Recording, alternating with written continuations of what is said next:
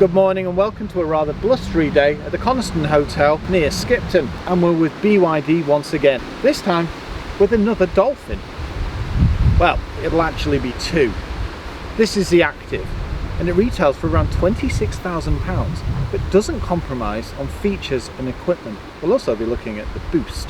I'm Ben Quirk, welcome to Planet Auto.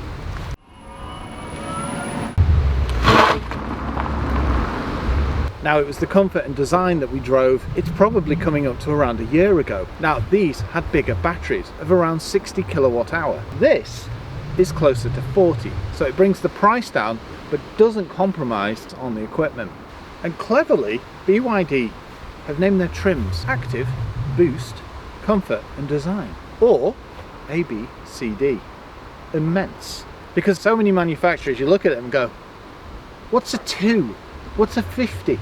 But this, Dolphin. And with its aquatic features, well, it certainly suits it. Now the thing about Dolphin is, it's what you'd call a city car, but it's more than that. I mean, for a start, you quite easily get 4 6-foot me's in there, which you can't really say for every city car or super mini. And it's really interesting for one main reason. They're not really big on regen. It means they prefer the vehicle to slow itself down as opposed to artificially increasing it, like say e-pedal, one pedal driving, and that means it offers a more natural feel. In essence, it's a practical, versatile little car that would suit a young family, and it's got lots of features too: cameras, sensors, a substantial safety system, and it's comfortable and it looks modern. And with that in mind, it just ticks a lot of boxes, but more so the price tag. Around £26,000. That's not a lot of money for an electric car. And even with the smaller battery, it charges with a reasonable 65 kilowatt. So it means that you can still charge this 30 to 80% in under 30 minutes, like the rest of the BYD range. But it's not just that. They all use the E-Platform 3.0, developed specifically for electric cars. Meaning you get things like a heat pump. Also, the powertrains are far more integrated, which makes them smaller and lighter. All the kind of things that you look for in an electric vehicle, especially when it comes to efficiency. If you like this type of video, why not subscribe to the channel? You just hit the button on the right hand side. It's free and you'll get an alert every time we upload. Also, if you do like the video, why not give it a like? It all helps and it means we can get more cars. Thank you. Wow, the wind's picking up. Hopefully it's not affecting sound. The design language. Well, it's exactly the same as the comfort and the design that we drove last year. It's one of those cars that appeals, and you can see the oceanic theme as well. The styling here, and then the wraparound with the daytime running light. Round, yes, LED lights, and that's front and rear. And you can imagine this swimming, gliding. Let's go with gliding. You can see this gliding through the sea. But that's the same with all BYD models, including the Yang Wang U9, which has like fins on the front. But this, it ticks all the boxes. Great visibility. You can either take this to the local shop or go on a long haul. Now to the Boost. For a start, we've got it in black. It's rather snazzy, doesn't it? Also accentuates some more of the features. The thing is, there's no difference between the Active and the Boost in looks whatsoever. Bar 16-inch wheels on the Active and 17-inch alloy wheels, and they are different on the Boost. They're also wrapped in hand-cut tyres with a kind of, not low profile, but mid-range. It may still have the 40 kilowatt hour battery, but it's a damn sight quicker than the Active. That pulls 0 to 60 in around 12.5 seconds. This pulls 0 to 60 in closer to 7.5. And that's because the Active has a 70 kilowatt electric motor, and this has just under double the power at 130 kilowatts. Making, well, it's a bit quicker. And there's one more thing that this has over the Active. The Active has torsion beam, whereas this has multi-link suspension. Even in the interior is the same. The thing is, there's only £1,000 in it. That's madness. It's amazing what you get as standard, but that's the thing about Chinese cars. They don't scrimp. What you get is real value for money. Even a 6-year warranty, and it's rather fun to drive. Agile, dynamic, front wheel drive. I can see they've got blind spot detection, keyless entry, and padded areas. Think about how many European cars on a base level have hard plastic here, and this is sumptuous. It's lovely. And the top, it's not even super hard, it's just a decent grade plastic. It's hard to beat something like this, especially for the price tag. At 6'3", I can just step in. It's just not a problem. Headroom, equally as good. There's something about the build quality and the layout of this car too. It's, well, you can see the aquatic theme straight away with like the water droplets here, almost like waves, and then the shaping. It's the kind of thing you'd see on the headlight. Did I mention solid construction? Nice. And listen to that. It's pretty much locked out all the wind. The refinement in here is pretty much unmatched for a small car. Things like an auto dimming mirror, and the shift is an interesting one. It's this like toggle system, reverse, neutral, drive, and park at the end. Everything's got like a circular theme to it, but it's like Atto, it's designed like a gym. Each car brings something a bit different. I like that. Little sporty steering wheel with a flat bottom and proper buttons, and more so chunky stalks. Driving modes, which are one of these cool little buttons. I like the volume for the stereo too. Nice and easy to reach, responsive, easy to use, and more than that, it rotates. So there's your party trick. And the storage pot underneath. They've made really good use of the space, because let's face it, a city car isn't big. So key is to get everything so you don't feel cramped, but you've got everything you need. You've even got an armrest. But that seems to be the China way, which I like. Sporty buckety seats, they remind me of tombstones, perforation and white piping. Most people wouldn't look at a city car and think, actually, I'm going to head down to, say, Goodwood from where we live. But we do that kind of thing all the time. And once you get used to an electric car, it just becomes second nature. The only thing that's letting it down at the moment is the fact that the government just aren't backing electric cars. If you've got a Type 2, it is a no-brainer. You will save so much money. And even the outlay to start with isn't particularly expensive. You can see your speedo, you can see your revs, and also you can see your charge, regen, and all types of other information, including media. Considering it's a microcluster, it packs a lot of information in.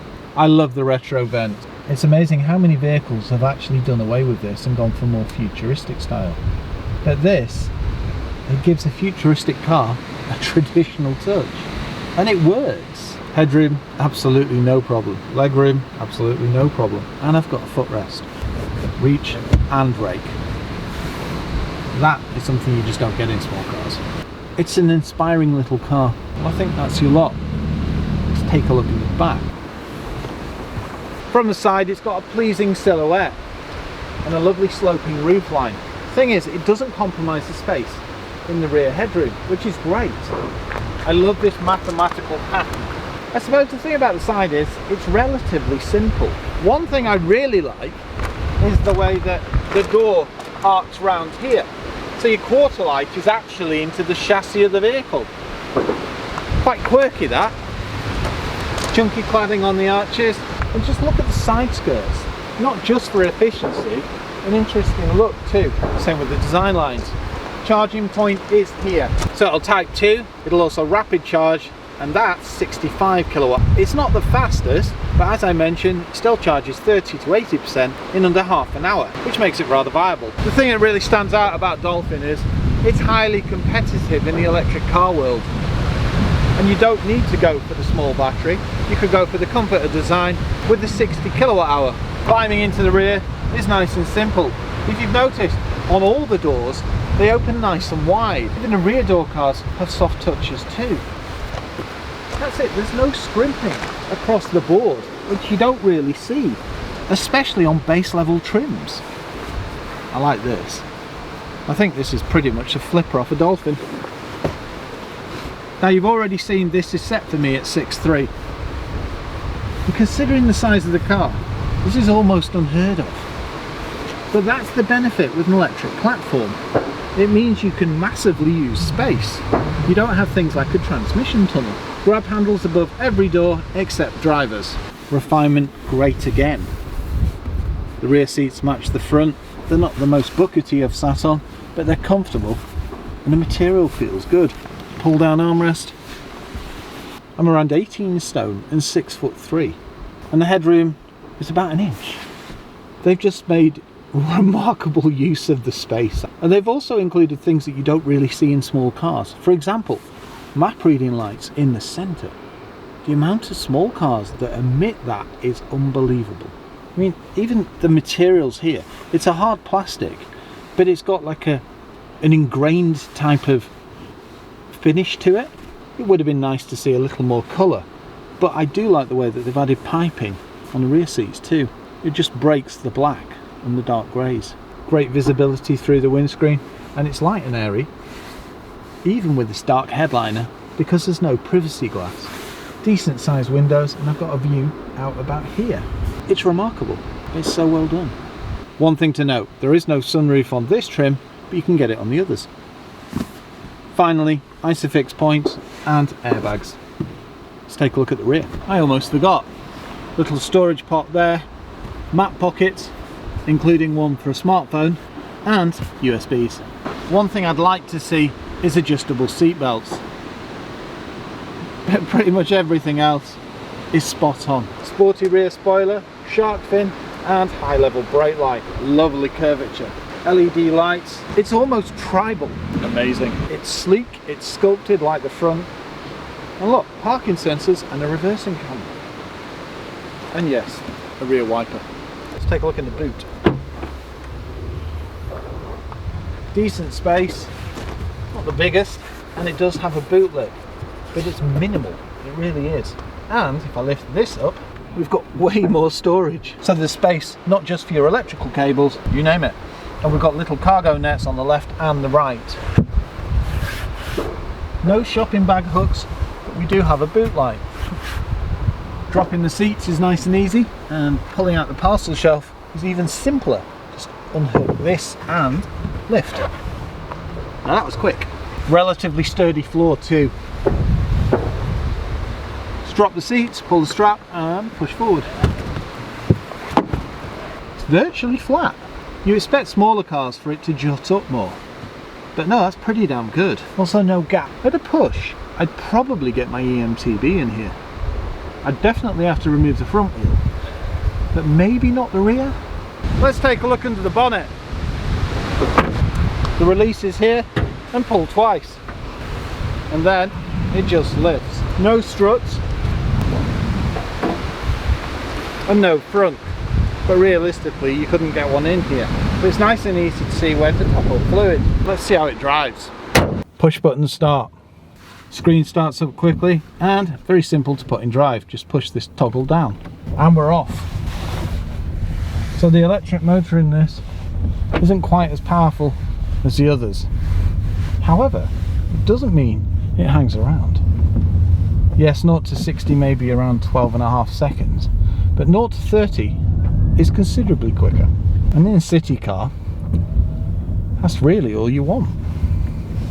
And obviously a decent top speed if you do decide to go venturing on, say, a motorway on a small holiday. Looking at the weather outside, you just wouldn't believe the refinement would cut it all out. 30. So yes, it's beyond 30 that it loses its power. It doesn't lose its power, it's just not as quick as it was at the bottom end. Now we're out on the open road, you can hear the gusts. The thing is, with the safety, it's not buffeting the car, it's just correcting it before it even becomes any kind of a challenge. And even at 50 miles an hour, if I put my foot down, it's significant acceleration. I expected it to be far more sluggish, even though I didn't, because with an electric car, you get smooth, significant acceleration. So when you essentially power it down, you expect a similar kind of experience to the same as it would be in, say, in a petrol car, and it's just not. You still have more acceleration than you'd expect. It feels well balanced, great steering, nice and weighty, and the natural regen, I suppose it just feels natural, which is what BYD aim for. Now let's try some of the driving modes. Eco, normal, sport. It's not quite as quick on its heels, but it wouldn't be to the comfort and the design. Where we'll really notice it, I think, is when we climb into the boost, because it changes at 12.5 seconds to around 7.5. Oh, there we go, the safety's kicked in. So it's telling us that we're approaching 40 limit. But it's not nagging, it's just a gentle reminder.